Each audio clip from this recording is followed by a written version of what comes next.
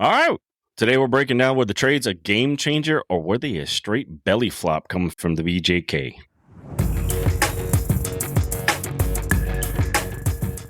All right. Today we're talking about were the trades that VGK made at the trade deadline worth it or did we simply miss on these? I know a lot of people were interested to see this, but it seemed like the Vegas Golden Knights were a young kid at the poker table just getting pocket aces dealt to him and just couldn't contain the excitement with all these big moves they made. And I don't know if this is coming through. Hey, we're here again. I'm Jay, as always, the host of Vegas Guys Locker Room. I'm here with my old man again. Glad to have you back for another show. Hello, everyone. Dad, what is your take on the trades that the VGK made? There's the Hertle one, I think, is spectacular. I think that's even going to grow even more as we go along.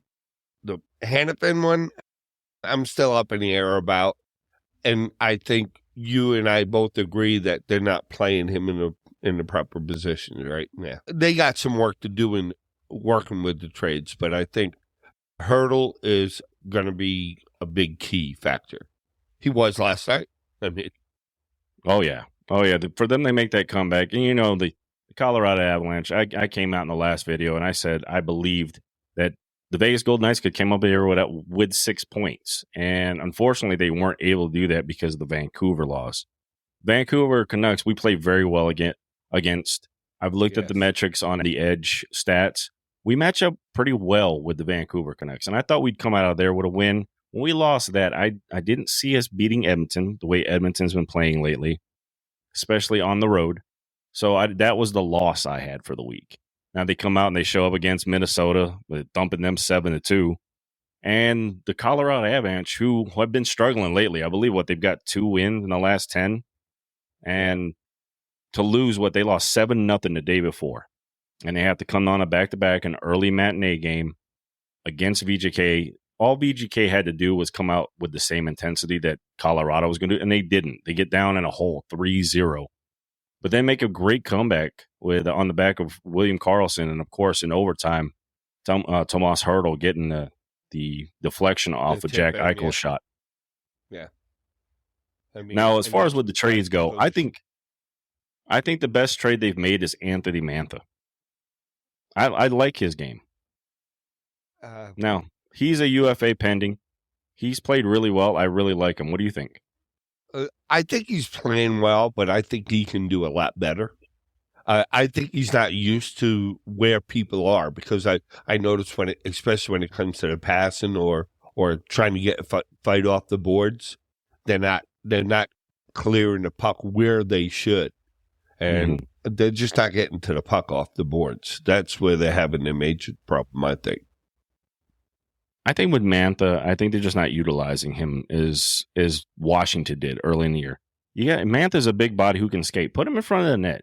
Let him get those loose rebounds. Have him charging it. That you've noticed where he scores is right in front of the net for the rebounds. That's where he's gotten his goals. But that's what they're doing with Hertle. You can't have everybody in front of the net. So. Well, the problem is they don't get to the net enough. Yeah. They only have one line that does it, and that's what Tomas Hertl's on the line is on the ice now. They tried it with Carly. Carly's not. That's not his game. Stone is great at it. Stone is also another one that's good at getting. He's kind of he's kind of similar that he can clean up the garbage from the net. Mantha, that's where his strength was in Washington. He skates really well, and I think they're trying to utilize him a different way. And I just don't think the chemistry is there with them. What do you think? Yeah, I totally agree. That's what I'm saying. He's not playing his potential that he could be with us, and I think it's because they're not clicking.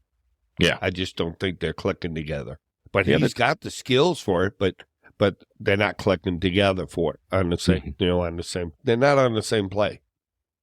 Yeah, it was great. I know Noah Hanifin's a heck of a player. Great on the blue line. Good defensively at times.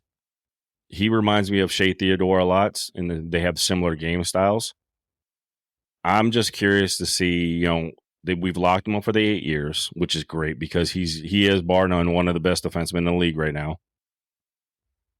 Hertle, of course, has his 6 years remaining on the San Jose deal.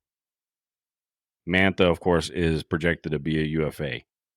Now, with these trades, listen, not everybody can get paid. Who do you think's going to be minus this team next year? And does it hurt the BJK that they made these trades in the long run? What do you think? I'm wondering if Pietrangelo is on his way to closing. I don't think so. How many years is on his contract? I think he signed what? He signed an 8-year deal, 4 years ago? He's still got 5 more. He's got a lot of time. Remember, we're paying him that big contract till he's like 38. Yeah. So he's going to be a large hit. I don't see anybody paying that. That was why he came to the VGK. I don't mind him getting rid of White Cloud. I'm so disappointed with White Cloud. He's had a rough year. I mean, after the year he had last year, he had a very good year last year, and the season before that, he looks like he progressed. This year, it looks like he's taking a step backwards in my mind. I totally agree. But who do you think we lose? I know that the pending UFAs that we have coming up is Stevenson, Marcia Saltz, William Carrier. Stevenson's got speed. I mean, Stevenson was one of our stars, too, for the playoffs last year.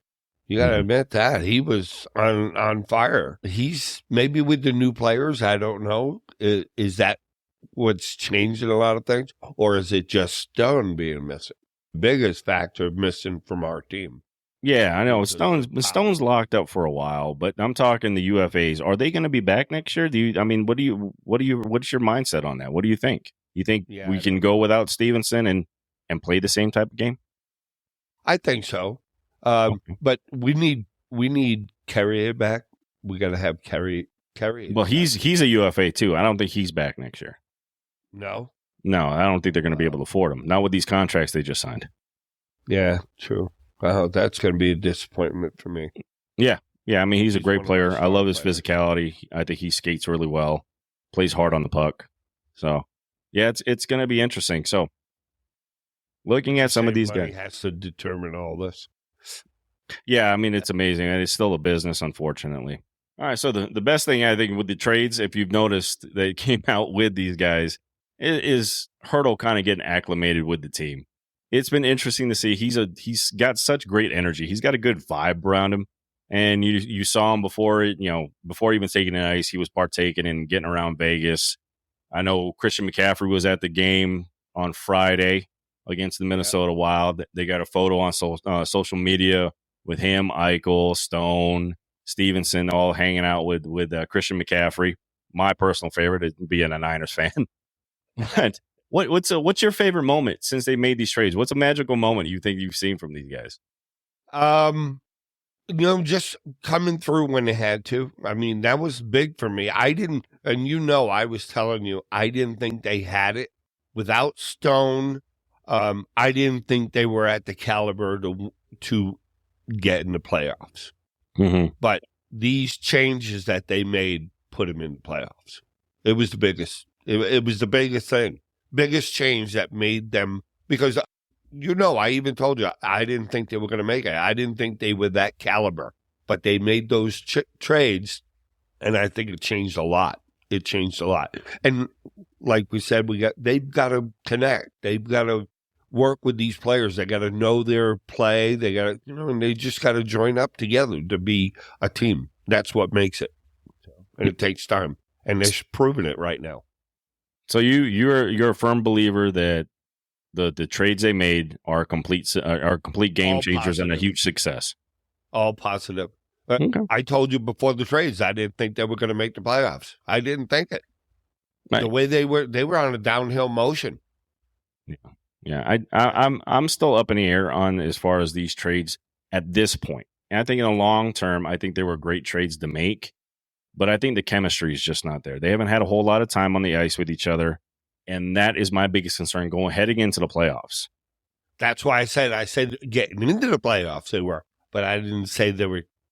I don't think right now, without Stone, I don't see them winning in the playoffs. I don't. Yeah, I hate to say that because I mean, that's my team. I love the Golden Knights, but I really, truly believe they don't have the caliber. I'm even worried. What are we going to play? Dallas? If we play Dallas, we played them great last year, but it's totally different this year. Looking at the possible matchups, it's Dallas. We don't match up well statistically. Looking at how we play, we don't match up well against Edmonton at all. The way we play, the only team that would benefit us to face in the first round is actually Vancouver. And I don't think that's going to happen at all. I think that's a long shot for us to play Vancouver in the first round. I think it's either going to be Edmonton if we sneak into that 3 spot, or if we're in the second wild card, we'll probably playing Dallas. Well, we have to win 2 of the last 2 games, and Kings have to lose 1. Yes, in order to get to that 3rd spot. Right. Yeah. Now just pick your poison at that point. I think we would be better playing Dallas than we would Edmonton in the first round. I really do. Wow. I see that differently. I think we're better off playing. They showed it the last time we played Edmonton. Edmonton stomped us. They really did. I mean, there was no comparison. And I'd really like to see the comparison with Dallas, even though that we don't play according to their style, but I think we'd have a better chance in Edmonton this year. Wow. Okay. Oh, wow. All right. Yeah. That's you think you'd rather see Edmonton in the first round? Or would you rather see Dallas? No, I'd rather see Dallas. You'd rather see Dallas. Okay. Yeah, I'd rather see Dallas. Yeah. As a matter of fact, I'm hoping that LA wins both of their last ones, so we don't have to worry about it.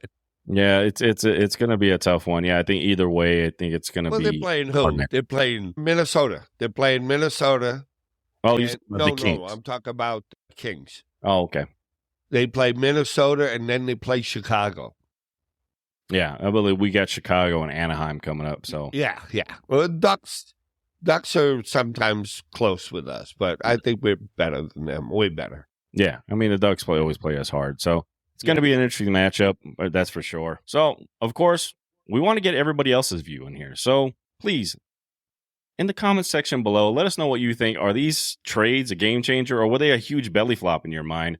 And what do you think the Knights need to do going forward to make these trades even better? Do they have to make some other moves in the offseason? Well, what do you guys think? Please, we'd like to hear what your comments are. Do you have any suggestions? That's what we want. Give us that input so we can look at the ideas of not just ourselves, but of others. We really need your input, really. Yep. As we've seen, some of those trades have paid off. Tomas Hertl paid off yesterday, getting the game-winning goal in overtime. Hanifin's come up huge. He's had huge point games with the assist and some goals. He looks great on the power play. I think he's really revamped that. Mantha's still trying to feel his way, but I do like the way he's progressing. I just, the lines have changed so much. I think it's hard to build that chemistry, but I do like what I'm seeing out of Mantha at times. And, it's going to be rough. It's going to be interesting going forward. There's still a lot more potential there, though. That's the thing. Is that potential going to pop out? Yeah, the potential. It's just them clicking together. That's all it is. If they get that together, they're going to be dangerous. Yeah. I love their defense. I think we got the best defense of all of hockey. I really do. Well, the problem with our defense is we spend too much time in our own zone. Looking at the stats, we basically split offensive and defensive zone time. We're almost pretty much even. About 40% of the time we're in each zone. I'd like us to be in the offensive zone a little bit more. The neutral zone, we don't play there a whole lot.